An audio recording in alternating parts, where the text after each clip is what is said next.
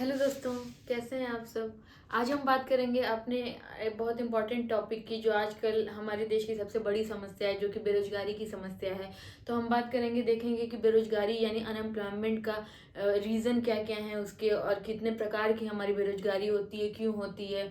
जैसे आप सब जानते हैं कि हमारे देश में आज की टाइम के युवाओं की सबसे बड़ी त्रासदी है बेरोजगारी की। तो ठीक है, हम क्यों as a country, as a nation, as a system fail कर गए अपने लोगों को रोजगार देने में। क्योंकि देखिए, आप अगर देखेंगे तो इंडिया का जो है ग्रोथ रेट तो ठीक ठाक चल रहा है, जीडीपी बढ़ रही है और सर्विस सेक्टर काफ़ी अच्छा कर रहा है, लेकिन उसके बावजूद we are failed economy in terms of jobs.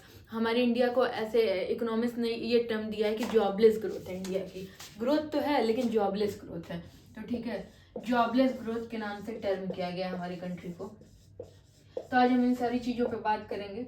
ठीक है, मैं प्रतिष्ठा बहुत स्वागत करती हूँ आपका अपने यूट्यूब चैनल जीएस गुरुजी में। ये टॉपिक आपका जो है इकोनॉमी के अंदर आता है जीएस में, और ये काफ़ी इंपॉर्टेंट है सारे एग्जाम्स के पर्सपेक्टिव में भी। और ये जो टाइप्स ऑफ एम्प्लॉयमेंट है वो आपके प्री में भी पूछा जाता है, वनडे एग्जाम्स में भी। तो हम शुरुआत करते हैं। देखिए, सबसे पहले जानते हैं अनएम्प्लॉयमेंट होता क्या है, बेरोजगारी से हम क्या समझते हैं, शाब्दिक अर्थ इसका क्या है। तो बेरोजगारी वो सिचुएशन होती है where the people who are willing to work are unable to find work. मतलब जो लोग, ऐसा नहीं है जो घर में बैठे हुए हैं आराम से, उनको भी काउंट किया जाएगा। वो लोग जो कि वर्क फोर्स का हिस्सा बनना चाहते हैं, काम करना चाहते हैं, विलिंग टू वर्क। ठीक है, they will to work, they want to work, वो चाह रहे हैं काम करना, still they do not find a job, उसके बावजूद उनको काम नहीं मिल रहा है। ठीक है, तो वो संख्या जो हमारी पॉपुलेशन का जो काम करना चाह रहा है लेकिन उनको काम नहीं मिल रहा है, उनको टर्म किया जाता है ऐसे, ये अनएम्प्लॉयड के उसमें, ठीक है, कैटेगरी में, कि वो बेरोजगार है। सबको नहीं आप कह देंगे कि कोई बुढ़ा आदमी घर पे बैठा है या कोई औरत बैठी हुई है तो वो अनटिल एंड अनलेस वो उस वर्क फोर्स का हिस्सा बनना चाहता है या नहीं, आपको ये भी देखना पड़ेगा। तो ठीक है, तो जो आपका वर्क फोर्स का हिस्सा बनना चाहता है वो पॉपुलेशन, और जब वो जॉब नहीं पाता है, दे सीक जॉब, वो खोज रहे हैं जॉब और जॉब नहीं पा रहे हैं, तब उनको जो है बेरोजगार की कैटेगरी में, अनएम्प्लॉयमेंट की कैटेगरी में रखा जाता है। ठीक है, अच्छा, एक डेटा के अनुसार जो हमारा बेरोजगारी दर इंडिया में 8.9% है। हालांकि ये बहुत कम है, ये एक्चुअल डेटा तो आप कभी ला ही नहीं सकते हैं, क्योंकि बेरोजगारी की जो कंडीशन है आप सब जान रहे हैं। ठीक है, 100 वैकेंसीज पे लाखों लाख बच्चे फॉर्म अप्लाई करते हैं, तो आप उसी से अंदाजा लगा लिए। तो फिलहाल डेटा के अनुसार ये इतना है। ठीक, अच्छा, अब दूसरी बात, थोड़ा सा इस पे बात करते हैं कि क्यों हमारा देश जो है आगे तो डेवलप तो हो रहा है, बढ़ रहा है, लेकिन हम क्यों जॉबलेस हैं, क्यों हमारे जॉबलेस ग्रोथ है। क्योंकि देखिए, हमारी दुनिया में जितने भी सारी कंट्रीज जो है ग्रोथ करती हैं, डेवलप्ड कंट्रीज की कैटेगरी में आती हैं, उनमें एक क्राइटेरिया कॉमन है। क्या है वो? ठीक है, इसको थोड़ा सा समझिएगा। देखिए, हमारे जो है जितनी भी देश डेवलप्ड कंट्रीज की कैटेगरी में आती हैं, वो जो है सबसे पहले तो हर जगह प्रिमिटिव सोसाइटी थी, एग्रीकल्चर सेक्टर ही था सबसे ज़्यादा। लेकिन बाद में जब ग्रोथ होती है तो सबसे ज़्यादा जो है इंडस्ट्रियल सेक्टर या मैन्युफैक्चरिंग सेक्टर में ग्रोथ होती है। ठीक है, क्योंकि आपको बताते चलें कि सबसे ज़्यादा labour absorbing sector manufacturing sector होता है। सबसे ज़्यादा लेबर इंटेंसिव, जो जिसमें सबसे ज़्यादा लोग आपके खपत जो कर सकता है, जो अपने में एब्जॉर्ब कर सकता है, नौकरियों को दे सकता है, वो हमारा मैन्युफैक्चरिंग सेक्टर है। मतलब आप ऐसे देखते होंगे कि पहले के समय में घरों में जो है लघु निर्माण उद्योग बनते लगे रहते थे, कहीं जो है सूत काटते थे, कहीं जो है फिर आपका खिलौने बनाते थे छोटे छोटे, या जो भी स्मॉल स्केल इंडस्ट्रीज होती थी जो घरों के अंदर होती थी, तो वो काफ़ी लेबर एब्जॉर्बिंग होती थी, जिसमें एक छोटा सा भी अगर यूनिट है तो उसमें 15-20 लोगों को जो है कैपेसिटी रहती थी एब्जॉर्ब करने की। तो हमारा मैन्युफैक्चरिंग सेक्टर जो है वो सबसे ज़्यादा लेबर एब्जॉर्बिंग होता है। लेकिन हुआ क्या, इंडिया के साथ त्रासदी क्या हुई, ट्रेजिडी क्या हुई, ये समझिए। देखिए, अदर कंट्रीज जो भी डेवलप हुए हैं वो अपना एग्रीकल्चर के बाद मैन्युफैक्चरिंग सेक्टर में डेवलप किए हैं। ठीक है, उनका मैन्युफैक्चरिंग सेक्टर बहुत अच्छा हुआ है, उसके बाद वो सर्विस सेक्टर में एक्सेल किए हैं। सर्विस सेक्टर जो आपका जो ये टेलीकॉम का होता है और ये जो ट्रांसपोर्ट कम्युनिकेशन का होता है। ठीक है, तो मैन्युफैक्चरिंग सेक्टर एग्रीकल्चर के बाद मैन्युफैक्चरिंग में डेवलप किए। लेकिन इंडिया के साथ हुआ क्या कि वो एग्रीकल्चर से सीधे सर्विस सेक्टर पे छलांग लगा दिया। ये जो बीच का इसका है, ये इसका मामला गड़बड़ हो गया। तो जब अब मैन्युफैक्चरिंग सेक्टर आपका डेवलप हो नहीं पाया, अभी भी आपके इंडस्ट्रियल सेक्टर में बहुत लो ग्रोथ है इंडिया के अंदर। तो जब इंडस्ट्रीज आपकी उतनी है ही नहीं कि लोगों को एब्जॉर्ब कर सकें, और बाकी आप छोटे छोटे यूनिट्स लगा नहीं पाए, मतलब जो भी इंडस्ट्रियल सेक्टर्स हैं वो पुराने समय के ही हैं, जहाँ पे कॉटन इंडस्ट्री जैसे मुंबई, महाराष्ट्र, फिर कोलकाता साइड, जो भी 7-8 इंडस्ट्रियल रीजन्स हैं आपके, तो वहीं पे हैं। तो पूरे देश में आप छोटे छोटे MSME में नहीं आप ग्रोथ कर पाए, मीडियम स्मॉल स्केल इंडस्ट्री, तो इस वजह से हमारा मैन्युफैक्चरिंग सेक्टर नहीं अच्छे से ग्रो कर पाया।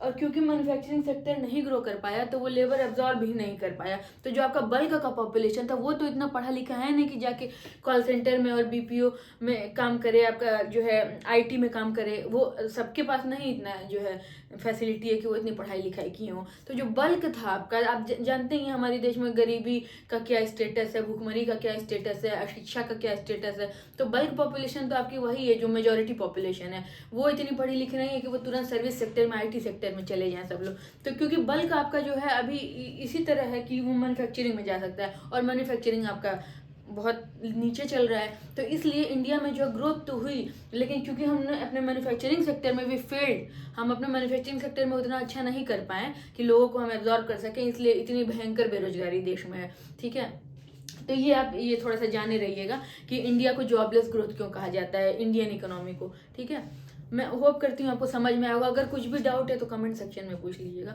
अब हम बात करेंगे कितने प्रकार की बेरोजगारी होती है, टाइप्स ऑफ अनएम्प्लॉयमेंट।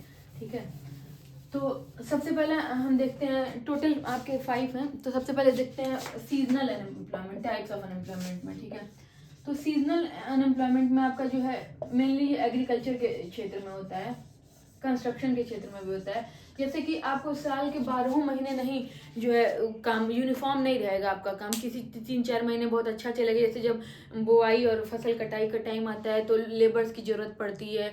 ठीक है, तो उस समय उनको अच्छा काम मिल जाता है। या कंस्ट्रक्शन सेक्टर में मान लीजिए 4-5-6-7 महीने मान लीजिए आपका कहीं कंस्ट्रक्शन हो रहा है तो वो एब्जॉर्ब कर लिया उतने लोगों को, फिर बाकी के 5 महीने वो बेरोजगार रहे हैं। तो वो सीजनल अनएम्प्लॉयमेंट इसको कहते हैं, जो कि टाइम के साथ बदलता रहता है, मतलब यूनिफॉर्म नहीं रहता साल भर। किन्हीं 4-5 महीनों में आपको बहुत अच्छा जो है रोजगार दे देगा, उसके बाद जो बाकी का टाइम रहेगा उसमें लोग खाली बैठ जाते हैं।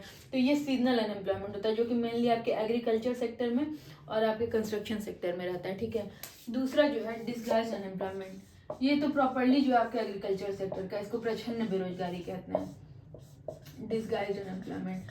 अच्छा, इसमें होता क्या है कि जो है जितने लोग आपको जरूरत है उससे ज्यादा लोग उस चीज में इन्वॉल्व रहेंगे, तो देखने में तो लगेगा काम कर रहे हैं, लेकिन ओवरऑल प्रोडक्टिविटी उतनी ही रहती है। तो वो जो 3 एक्स्ट्रा हुए वो बेरोजगारी के, छिपी हुई बेरोजगारी इसको कहते हैं, प्रच्छन्न बेरोजगारी। जैसे कि कोई पर्टिकुलर ये आपका खेत है, इसमें आपके जो है 3 लोग भी काम कर सकते हैं, एग्जाम्पल मैं दे रही हूँ। ठीक है, लेकिन उसी खेत में फैमिली के 7 अगर मेंबर्स हैं तो 7 लोग इसी खेत में लगे हुए हैं फसल खेती करने में, लेकिन उसकी इस पर्टिकुलर खेत की ओवरऑल प्रोडक्टिविटी तो उतनी ही रहेगी ना, वो नहीं ना बढ़ रही है, चाहे आप 10 लोग लगा दिए।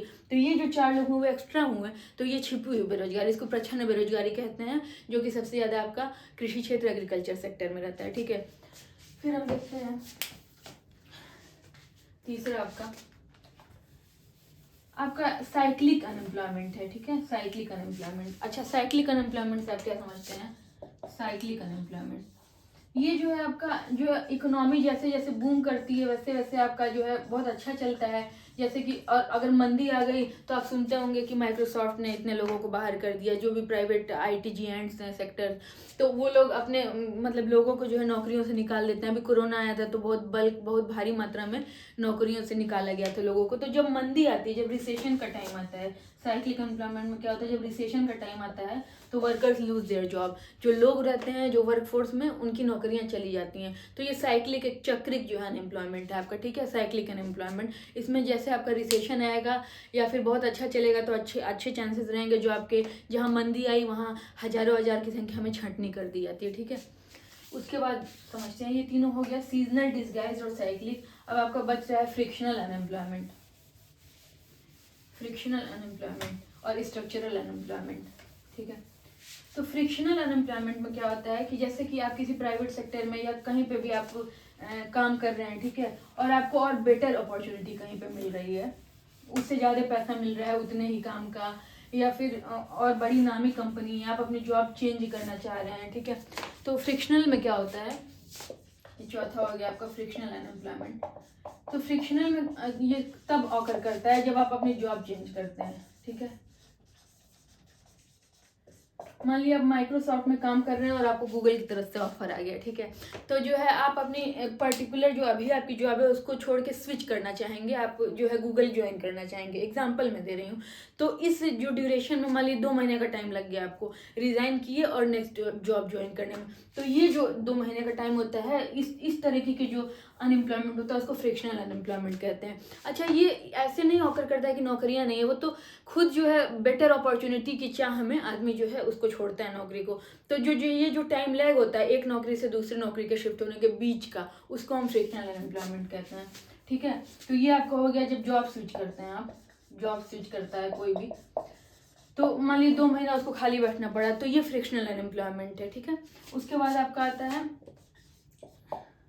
स्ट्रक्चरल अनएम्प्लॉयमेंट, स्ट्रक्चरल अनएम्प्लॉयमेंट, ये बहुत इंपॉर्टेंट आपका जीएस का सेक्शन है, इकोनॉमी का, ठीक है।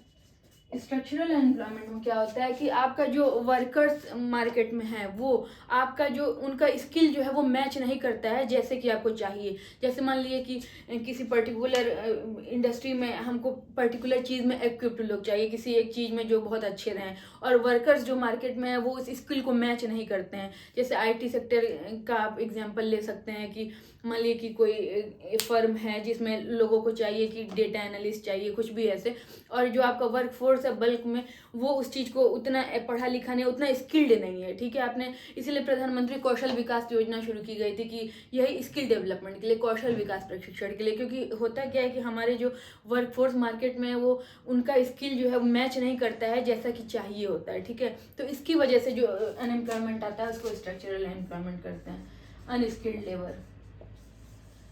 तो ये हो गया आपका 5 तरीके का unemployment: seasonal unemployment, disguised unemployment, cyclic unemployment, frictional unemployment, structural unemployment. तो ये 5 तरह का अनएम्प्लॉयमेंट हो गया, मैंने आपको बता दिया। दूसरी बात, इंडिया को जॉबलेस ग्रोथ इकोनॉमी क्यों कहते हैं वो मैंने आपको बता दिया, क्योंकि हमने अपने मैन्युफैक्चरिंग सेक्टर पे काम नहीं किया बढ़िया ढंग से, जो कि सबसे ज़्यादा लेबर एब्जॉर्बिंग था। तो इसकी वजह से आज हम ग्रोथ तो कर रहे हैं लेकिन हम जॉबलेस ग्रोथ हैं, ठीक है।